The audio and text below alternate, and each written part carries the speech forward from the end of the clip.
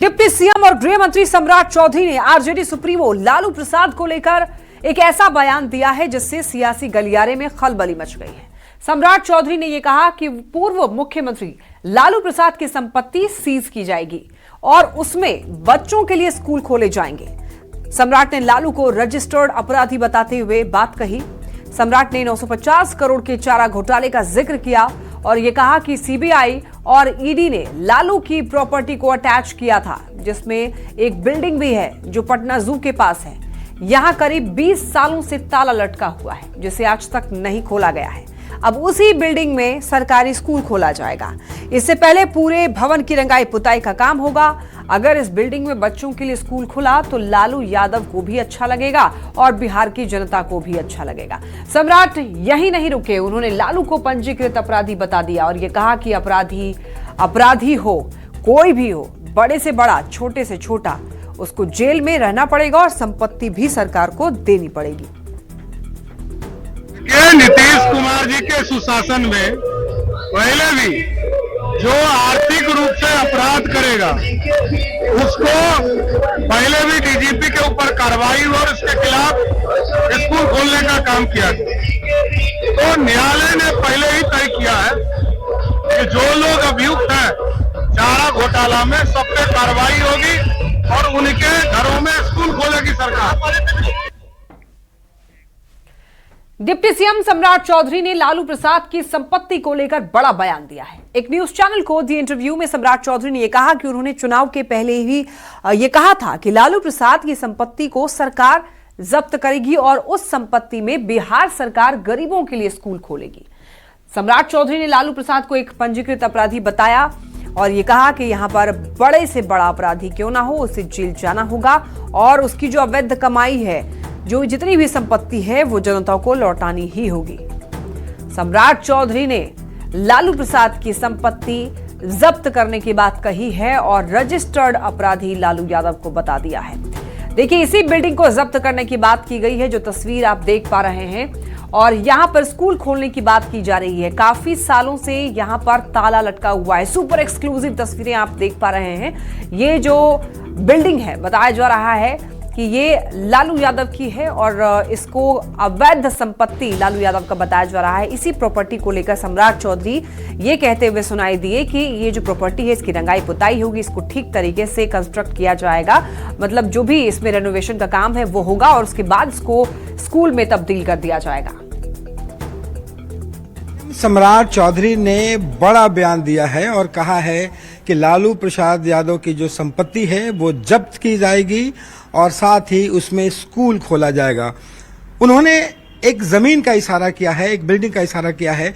उन्होंने कहा है कि जो सेंट्रल स्कूल है शेखपुरा मोड़ के पास, उसके ठीक सामने की जो बिल्डिंग है उसमें पिछले 20 सालों से ताला लगाया हुआ है, कब्जा किया गया है। इस तस्वीर को दिखाना बड़ा जरूरी है कि जिस बिल्डिंग के बारे में उन्होंने चर्चा की है वो एक बड़ा आलीशान घर है और यहाँ पे आप अगर आएंगे तो देखेंगे कि पूरी तरह से अबेंडेंट है। यहाँ पे नीचे से सीढ़ी से जो है वो घुसने का एक रास्ता है और हर जगह जो है वो कमरे जो है वो बने हुए हैं और यहाँ पे फिलहाल एक ढंग से कहें तो नशे खुरानियों का जो है ये एक अड्डा दिखाई पड़ता है, जहाँ पे नशा करने की जो सामान है वो है। लेकिन ये पूरी बिल्डिंग जो है वो दिखाते हैं यहाँ पे, और इससे ऊपर भी जाने का जो रास्ता है वो भी है। और ये ज़रा देखिए कि आप बिल्कुल न्यूज़ 18 के पास सबसे एक्सक्लूसिव तस्वीरें जो हैं वो है यहाँ पे। और ये पूरा जो बिल्डिंग है वो आप अगर आएंगे तो यहाँ पे भी जो कमरे हैं वो भी यहाँ पे बना हुआ है और इसके साथ साथ एक बड़ी बालकोनी जो है वो है। और ये आलीशान बंगला नुमा है। कभी इसका इस्तेमाल जो है वो बंगले की तरह जो है वो किया जाता रहा है। वो सम्राट चौधरी कह रहे हैं कि इसका ताला खुलेगा और यहाँ पे सरकारी स्कूल खोला जाएगा। कैमरा पर्सन सुबोध के साथ रवि एस नारायण, न्यूज़ 18 पटना। लालू प्रसाद की संपत्ति को लेकर सम्राट चौधरी के बयान पर जेडीयू के मुख्य प्रवक्ता नीरज कुमार ने भी प्रतिक्रिया दी है। नीरज कुमार ने सम्राट के बयान का समर्थन करते हुए ये कहा कि लालू प्रसाद की जमीन पर सिर्फ स्कूल ही नहीं, गरीबों के लिए हॉस्टल भी खुलना चाहिए, ताकि ये संदेश जा सके कि गरीबों का हक मारने का क्या अंजाम होता है। बीजेपी ने भी लालू प्रसाद पर निशाना साधा तो आरजेडी और कांग्रेस ने सम्राट चौधरी और बिहार सरकार पर पलटवार किया है। जल्द से जल्द इसका निष्पादन कर केवल विद्यालय ही नहीं, अनाथालय बनाया जाए, अति पिछड़ा छात्रावास, अल्पसंख्यक कल्याण छात्रावास, दलित छात्रावास, आने वाली पीढ़ी यह देख पाए कि यह भ्रष्टाचार की अवैध संपत्ति पर कैसे कब्जा इन लोगों ने किया और उसका कैसे कानूनी इलाज होता है। कांग्रेस की सरकारों ने जो स्कूल खोल दिए उनमें शिक्षक बहाल करने की औकात तो आप लोगों की है नहीं सम्राट जी। बिहार के आधे से ज्यादा स्कूलों में विज्ञान, गणित जैसे महत्वपूर्ण विषय के शिक्षक नहीं हैं। कांग्रेस की सरकारों ने चपरासी बहाल कर जो तनख्वाह दे दी, आज आप हेडमास्टर को उसके आधे से भी कम तनख्वाह दे पा रहे हैं। ये तो आप लोगों की औकात बची है। आप नया स्कूल खोल लेंगे। उप मुख्यमंत्री श्री सम्राट चौधरी जी का बयान पूरी तरह जनहित में है। जिस जमीन पर कभी भ्रष्टाचार की नींव रखी गई, अब उसी जमीन पर बिहार का भविष्य खड़ा होगा। लालू जी की राजनीति ने बिहार को अराजकता दी, अब उनकी जब्त जमीन पर शिक्षा का मंदिर बनेगा। यही असली परिवर्तन है। भ्रष्टाचार से अपनी संपत्ति अब परिवार नहीं, गरीब बच्चों का भविष्य संवारेगी। बिहार में जो नई सरकार बनी है, ये बुलडोजर नीति के माध्यम से गरीबों, शोषितों, वंचितों, पिछड़ों, अति पिछड़ों, दलितों के घरों पर बुलडोजर चला करके अन्यायपूर्ण व्यवहार करके उनके आंखों में आंसू देने का काम कर रही है। और सम्राट चौधरी जी, आप गृह मंत्री हैं, आप स्वयं कानून और कानून को हाथ में लेने की बात मत कीजिए।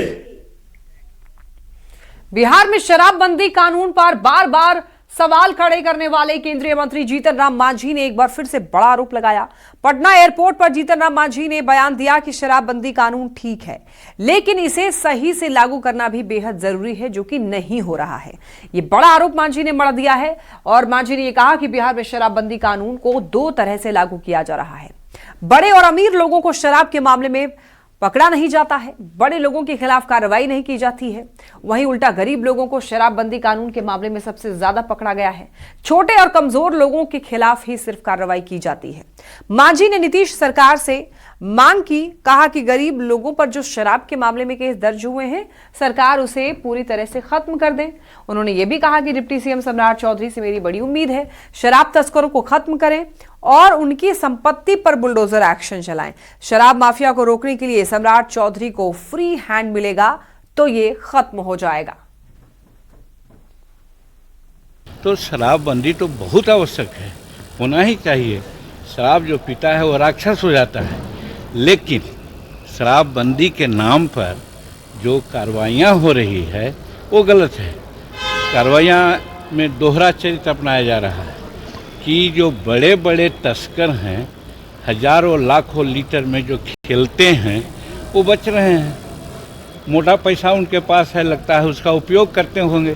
जो पुलिस पदाधिकारी है, एक्साइज पदाधिकारी है, सिविल पदाधिकारी है, कोटा पुराने के लिए उन्हीं को पकड़ता है और बड़का बड़का को छोड़ देता है। आज 5 लाख या 6 लाख शराब के संबंधी केसेज हैं। उस केसेज में 4 लाख के आसपास सब गरीब तबके के लोग हैं। किसी को बेल हुआ है, किसी पर केस है, इत्यादि। और वो गरीब कौन है? जो मजदूरी करके अपना जीवन व्यतीत करते हैं। तो मेरा कहने का मतलब है कि शराबबंदी का से कार्रवाई इस कदर होनी चाहिए कि कम से कम जो गरीब लोग हैं उनको इस प्रकार से कार्रवाई से वंचित रखना चाहिए। बिहार सरकार में समाज कल्याण मंत्री मदन सहनी ने बिहार की सियासत को लेकर के एक बड़ा बयान दिया, जिससे बिहार की सियासत में भूचाल आ गया है। न्यूज 18 से बातचीत में मदन सहनी ने इस ओर इशारा किया कि बहुत जल्द बिहार में कुछ बड़ा होने वाला है। बिहार की सियासत में उथल पुथल मचने वाली है। मदन सहनी ने साफ साफ ये कहा कि विपक्ष के विधायक कभी भी इधर उधर भाग सकते हैं। विपक्षी खेमे में हलचल मचने वाली है क्योंकि तेजस्वी यादव को पार्टी चलाने में मन नहीं लग रहा है। ये आरोप मंत्री मदन सहनी ने लगाया और ये कहा कि बहुत जल्द बिहार की सियासत में कुछ बड़ा हो सकता है। विपक्षी कुनबे में जिन विधायकों का मन नहीं लग रहा है वो सुविधा के हिसाब से इधर उधर भाग सकते हैं। क्या बिहार के सियासत में एक बार फिर से कुछ बड़ा होने वाला है? बिहार सरकार के वरिष्ठ मंत्री जेडीयू के नेता मदन सहनी हमारे साथ मौजूद हैं। सर, इस तरह की चर्चा क्यों चल रही है कि बिहार के सियासत में फिर कुछ बड़ा होने वाला है? बड़ा तो होता ही रहता है और इससे बड़ा क्या होगा जो इतना बड़ा हम लोग को बहुमत मिला है। अब बहुमत के साथ साथ हम लोग पूरे स्पीड से माननीय मुख्यमंत्री जी काम पर भी उतर गए हैं और जो जिस बात की ओर आप इशारा कर रहे हैं उसमें कोई बड़ी हमको आश्चर्य नहीं लग रहा, इसलिए कि जिस दल का नेता ही गायब है और सदन में नहीं आते हैं तो उनका जब इंटरेस्ट ही नहीं है पार्टी चलाने में तो उस दल के विधायक को वहाँ कैसे मन लगेगा? तो जहाँ अच्छा लगेगा वहाँ लोग आ जा सकते, इसमें क्या दिक्कत है? सारा करने की क्या बात है? वहाँ जिसको नहीं अच्छा लगेगा तो हम को क्या दिक्कत है? जो आएंगे उनका स्वागत हम लोग करेंगे। तो ऐसे भी विधायक उस संपर्क में हैं क्या? हम लोग को संपर्क में नहीं है, लेकिन बहुत सारे स्रोत हैं, बहुत जगह लोग आते जाते रहते हैं। तो हम लोग तो उस पार्टी से नहीं है कि जोड़ तोड़ में विश्वास करते हैं और उन लोग ये काम तो उन लोग का है, लेकिन जो अपना मर्जी से अपना स्वेच्छा से भरोसा करके आते हैं तो इसमें कहाँ कोई परेशानी है। तो ये तस्वीर देखने को मिल सकती है? बहुत ज़्यादा दिन इंतजार भी नहीं पड़ेगा, चूँकि जिस तरह से रवैया है विपक्ष का और विपक्ष के नेता का, हमको नहीं लगता है कि वहाँ कोई ज़्यादा दिन टिकने वाले। आज बिहार पुलिस अकादमी राजगीर में प्रशिक्षु दारोगा के दीक्षांत समारोह का आयोजन किया गया, जिसमें मुख्यमंत्री नीतीश कुमार, गृह मंत्री सम्राट चौधरी, मंत्री विजय कुमार चौधरी और श्रवण कुमार के साथ साथ कार्यक्रम में शामिल हुए। देखिए, इस दौरान सीएम नीतीश ने उत्कृष्ट प्रदर्शन करने वाले 4 ट्रेनी दारोगा को अलग अलग प्रतिष्ठित पुरस्कारों से सम्मानित किया। ट्रेनी दारोगा अंकित कुमार को सीएम पिस्टल यानी बेस्ट प्रोबेशनर ओवरऑल और डीजीपी की तलवार के तौर पर बेस्ट प्रोबेशनर आउटडोर का पुरस्कार दिया गया। दारोगा रुपेश कुमार को डीजीपी की बैटन में बेस्ट प्रोबेशनर इंडोर का सम्मान मिला। परेड में उत्कृष्ट नेतृत्व के लिए दारोगा मीना कुमारी को director trophy best parade commander से सम्मानित किया गया और इस मौके पर मुख्यमंत्री नीतीश कुमार ने सभी 1218 सम्मानित प्रशिक्षु दारोगा को बधाई दी। इसके साथ ही लोगों की उम्मीद और भी बढ़ गई है कि बिहार में अब और सख्ती के साथ कानून का पालन कराने में मदद मिलेगी।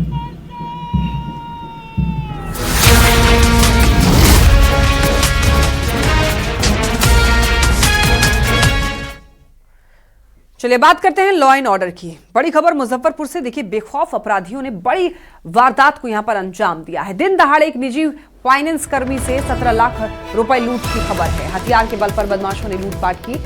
बता दें आपको, ये जो घटना है कांटी थाना क्षेत्र के कपरपुरा ओवरब्रिज के पास की है। फाइनेंस कर्मी कंपनी का दरअसल एजेंट कलेक्शन करके 17 लाख रुपए लेकर जा रहा था, तभी रास्ते में बाइक सवार अपराधियों ने उसे घेर लिया और हथियार भिड़ाकर उससे पैसे से भरा हुआ बैग छीन लिया। इस घटना की सूचना मिलने पर डीएसपी पश्चिमी सुचित्रा कुमारी मौके पर पहुंची और पीड़ित से पूछताछ कर जांच शुरू कर दी। घटना को लेकर बताया ये जा रहा है कि विक्रम कुमार कई जगहों से पैसे कलेक्ट कर कांटी जा रहा था, तभी लालू राबड़ी मोड़ के पास में कपरपुरा ओवरब्रिज पर बदमाशों ने उसे घेर लिया और पैसे से भरा बैग लेकर फरार हो गए। हम जो रिटेलर को पैसा पहुंचाने जा रहे थे, उसी के दौरान मेरे पास से 17 लाख रुपए का लूट कर लिया गया। कहाँ से चले थे आप? कहाँ जा रहे हम जमालाबाद से चले थे और हमको मुबारकपुर और कांटी जाना था। जमालाबाद को मीनापुर थाना क्षेत्र? नहीं, अय्यापुर थाना क्षेत्र में। अय्यापुर थाना क्षेत्र जी। अपराधी की संख्या कितनी है? 2 आदमी से। क्या चीज से? अपाची से था। कपरपुरा ओवरब्रिज के पास जो है एक लूट की घटना घटी है इनके साथ, जिसमें इन्होंने बताया है कि 17 लाख रुपए इनके पास थे, उसको लूटा गया है। 2 लोग थे, ब्लैक अपाची से आए थे और उनके पास पिस्टल भी था।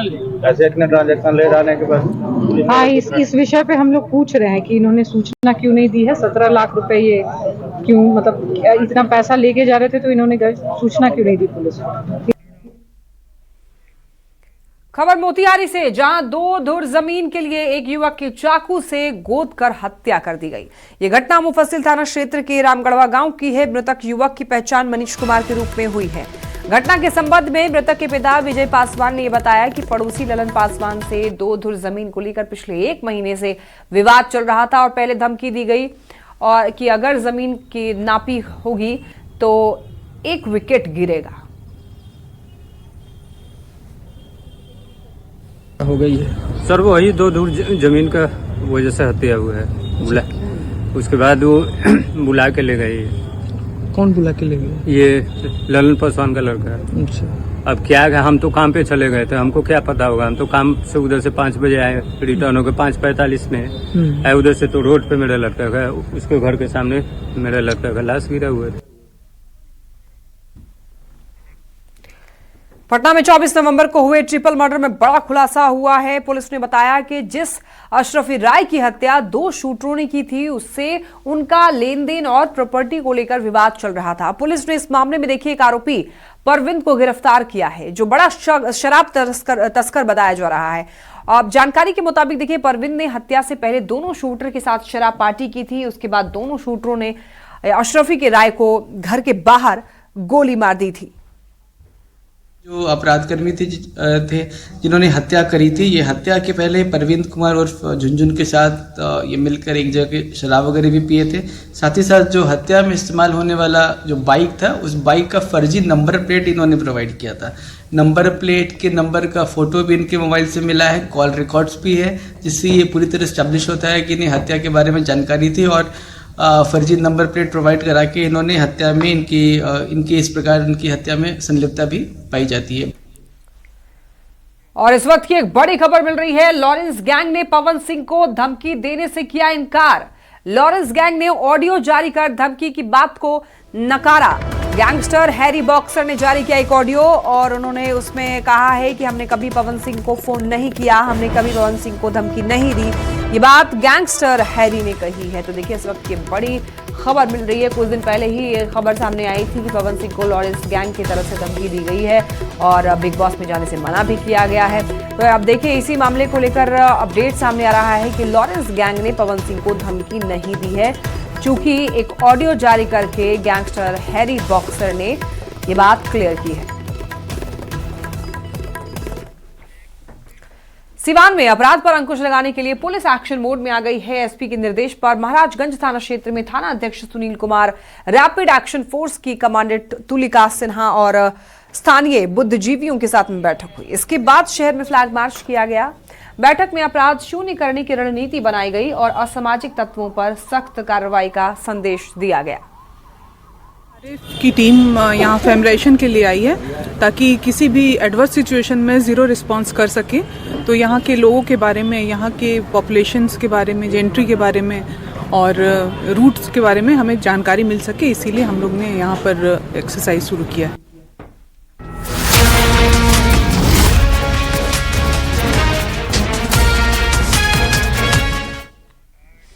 चलिए अब नजर डालते हैं देश दुनिया की खबरों पर। सबसे पहले बात करेंगे हम लोग मशहूर फुटबॉलर लियोनेल मेसी की भारत दौरे की। तो देखिए, मेसी इस समय भारत दौरे पर हैं और कोलकाता में मेसी के इवेंट में जबरदस्त बवाल देखने को मिला। कोलकाता के सॉल्ट लेक स्टेडियम में शनिवार दोपहर अर्जेंटीना के दिग्गज फुटबॉलर लियोनेल मेसी के सम्मान समारोह के दौरान भारी हंगामा हो गया। मेसी को ठीक से नहीं देख पाने से काफी जो उनके प्रशंसक थे, उनके फैंस थे, वो गुस्सा हो गए, नाराज हो गए, स्टेडियम में पानी की बोतलें फेंकनी शुरू कर दी और उसके बाद ग्राउंड पर उतरकर तोड़फोड़ भी की। इतना ही नहीं, फैंस ने स्टेडियम में कुर्सियां तक फेंकनी शुरू कर दी।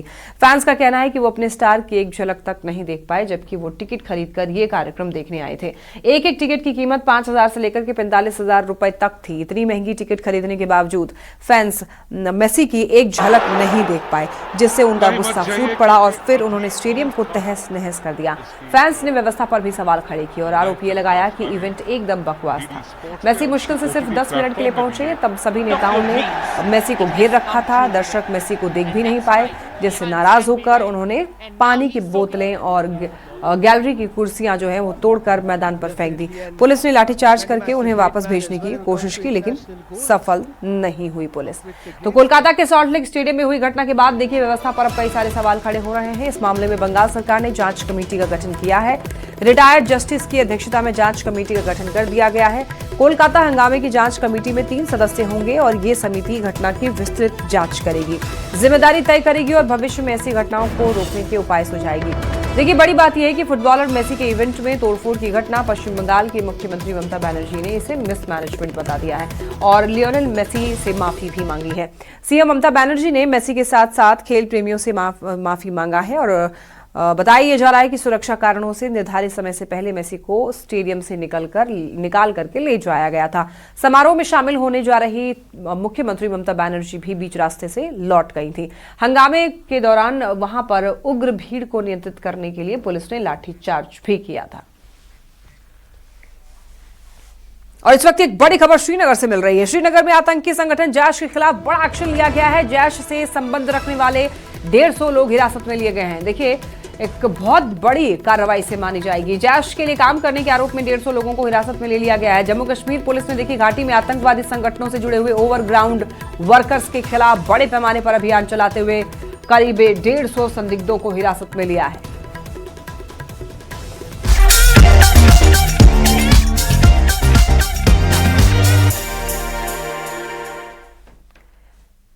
और अब बात करते हैं मनोरंजन जगत की।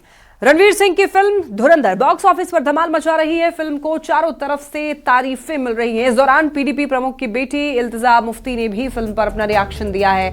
इल्तिजा ने फिल्म की सोशल मीडिया पर जमकर तारीफ की और खास करके कास्टिंग और महिला किरदारों के पॉजिटिव चित्रण को सराहा है।